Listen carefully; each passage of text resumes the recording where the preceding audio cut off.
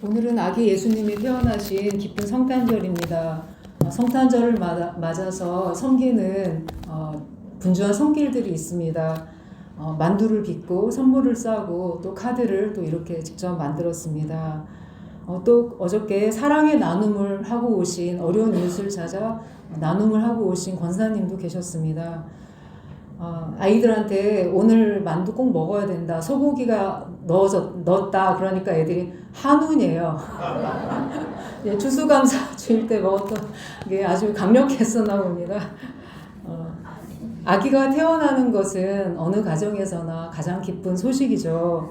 10여 년 전쯤 전에 왕실에서 왕세의 손비인 케이트 미들턴이 10시간 만에 첫 아들을 순산했을 때 그 런던의 병원과 궁전 앞에는 아기의 탄생을 기다리던 수천 명의 시민들과 관광객들이 환호를 했고 축포가 수십 포 발포되었습니다. 멀리 바다에 있던 영국 군함에서도 이 아들을 뜻하는 소년 보이라는 글자가 를 표시해서 해군들이 이렇게 몸으로 만든 글씨죠. 이렇게 축하해 주었습니다. 영국 왕실과 아무 상관없는 우리나라에게까지 또 신문에 이렇게 주요 기사로 출산 소식이 실렸었습니다. 한 나라의 왕실의 아기도 이렇게 많은 사람의 축복을 받는데 성탄절의 주인공인 세상의 왕인 하나님의 아들 예수 그리스도의 탄생을 기억하고 기다리는 사람들은 예나 지금이나 그렇게 많지 않은 것 같습니다. 하지만 하나님은 그 소수의 경건한 사람들을 통해 그분의 일을 성취해 가십니다. 당시 이스라엘 백성들은 희망이 없는 시대를 살아가고 있었습니다. 선지자도 말씀도 없는 시기가 무려 400년이나 지속이 되었고 나라는 로마 식민지 치하에 있었습니다. 메시아 대망 사상이 커져가고 있었지만 마치 잊혀진 약속처럼 그 말씀의 성취를 기다리며 경건하게 살아가는 이들은 그다지 많지 않았습니다. 하나님은 약속을 취소하지 않으셨고 그분의 때에 그분의 계획대로 아들을 세상에 보내어 주셨습니다. 메시아의 탄생 소식을 가장 먼저 접한 이들이 베들레헴 시내 사람들도 아니고 예루살렘 사람들도 아니고 들판에 있었던 목자라는 사실은 의외입니다. 그 들판의 목자는 바로 곁에 베들레헴 바로 곁이 아니었어요. 상당히 떨어져 있던 거리였습니다. 그리고 당시 목자들의 사회적인 위치는 너무나 낮아서 법정의 증언권이 주어지지 않을 정도였다고 합니다. 그런데 왜 하나님은 주님의 탄생하신 첫 소식을 그 지역의 목자들이 듣게 하셨을까요? 목자들은 과연 어떤 사람들이었을까요? 8절 말씀입니다. 그 지역의 목자들이 밤에 밖에서 자기 양떼를 지키더니, 여기에서 그 지역이란 베들레헴과 예루살렘 사이에 있는 유대 광야 지역인데 옛 지명은 베탁 게렘입니다. 목자들의 들판 기념교회가 현재 있는 곳입니다. 대대로 목축을 하던 레갑 자손이 머물렀던 지역이라서 목자들은 레갑 자손일 가능성이 많습니다. 목자들의 들판 교회 벽화에는 오늘 본문처럼 천사의 소식을 듣는 목자들의 모습이 그려져 있습니다. 목축을 하던 레갑 자손은 예레미야 35장에 등장하는데 하나님이 유다 백성의 불순종을 책망하기 위해 반대 모범적인 예로 레갑 자손을 불러오게 하신 이야기가 있습니다. 하나님이 예레미야에게 레갑 자손을 성전의 한 방에 모으고 포도주를 마시게 하라고 합니다. 제사장들과 유대 지도자들은 과연 레갑 자손들이 포도주를 마시나 안 마시나 이렇게 지켜보고 있었습니다. 그런데 레갑 자손은 강력하게 거부하며 이렇게 말합니다. 우리 선조 레갑의 아들 요나답이 우리에게 영원히 포도주를 마시지 말고 포도원도 소유하지 말고 파종도 하지 말고 평생 집도 짓지 말고 천막생활을 해라.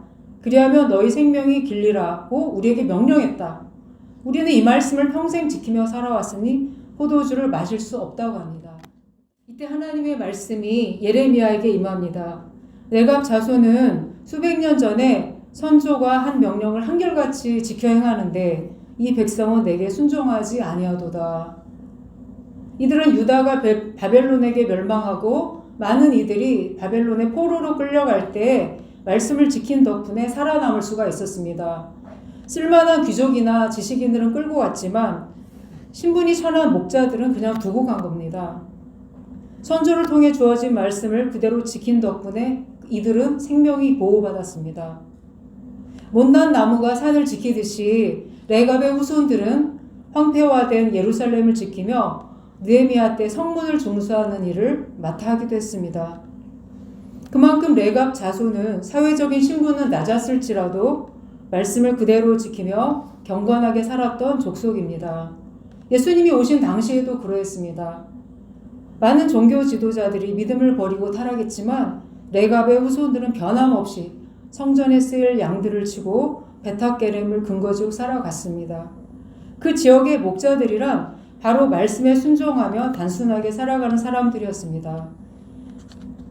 누가복음 2장 9절과 10절을 같이 읽겠습니다.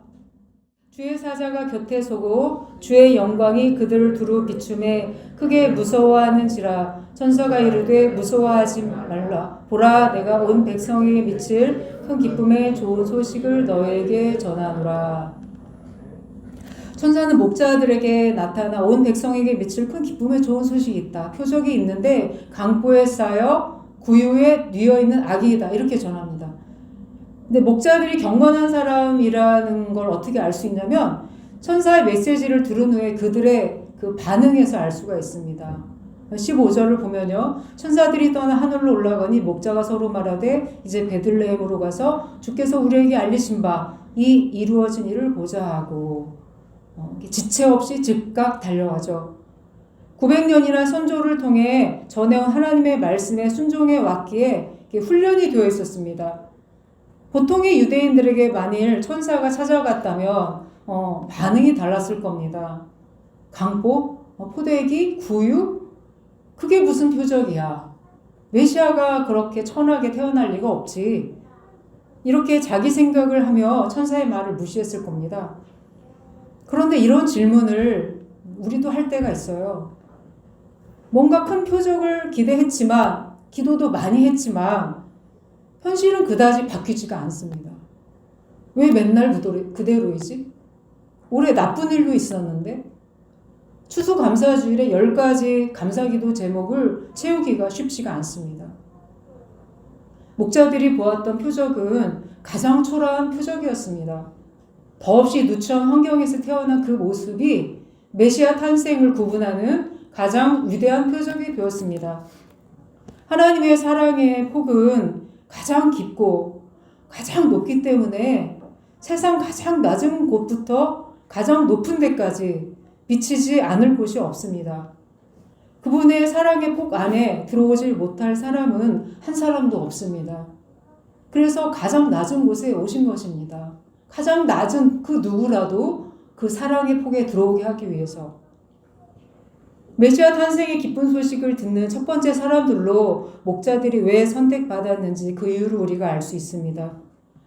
초라한 표적에도 반응을 보이는 사람, 하나님의 말씀을 단순하게 받아들이는 사람이라서 그렇습니다. 마리아, 요셉, 사가랴, 엘리사벳 다 단순한 순종의 사람들이었습니다. 2장 20절입니다. 목자들은 자기들에게 이르던 바와 같이 듣고 본 그 모든 것으로 인하여 하나님께 영광을 돌리고 찬송하며 돌아가니라. 여기에서 키워드는 찬송하며 돌아가니라입니다. 그들은 원래 하던 일로 돌아가 양을 쳤습니다. 메시아를 만난 후에도 밤새 양을 치던 현실은 그대로였어요. 하지만 변한 점이 있죠. 듣고 본 것을 인해 하나님께 영광을 돌리며 찬송하는 그 감격이 마음속에 생긴 것입니다. 아, 약속대로 하나님이 오셨구나. 우리를 찾아오셨구나. 하나님은 반드시 약속을 이루시는 분이시구나. 그 자리에 우리를 불러주셔서 너무 감사하다. 이런 감격이 그들의 마음 가운데 있었습니다. 그런데 천사가 목자들에게는 나타났지만 아기 낳을 데가 없어서 고생한 마리아와 요셉에게는 나타나지 않았어요. 그 구유가 있던 그곳에는 나타나지 않았습니다. 그래서 마리아는 다만 목자들을 통해서 들은 말을 마음에 새겨두었다고 성경에 기록되어 있습니다. 하나님의 기적을 순종으로 경험한 마리아와 요셉과 같은 경건한 사람들, 아기로 태어난 하나님의 아들조차도 주어진 상황을 그냥 그대로 몸으로 받아들인 겁니다. 우리의 삶이 지난하고 어렵다고 해서 하나님의 기적이 찾아오는데 방해거리가 되지 않습니다. 오히려 하나님의 뜻을 이루고 내가 하나님의 사람으로 성장하는데 표적으로 쓰임받을 수가 있습니다. 주어진 환경이 어떠하든 하나님이 직접 이 땅에 찾아오신 기적과 감격을 잊으면 안 됩니다. 신앙을 체크할 수 있는 질문이 있습니다. 내 안에 구원의 감사가 있는가?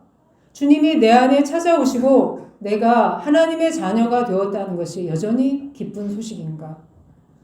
이런 질문을 하면서 주님 앞에 머무는 시간이 필요합니다. 초라한 표적에도 말씀에 바로 달려가 순종하며 반응하는 오늘의 목자를 주님은 여전히 필요로 하십니다. 성탄 기도문을 같이 읽으며 마치겠습니다.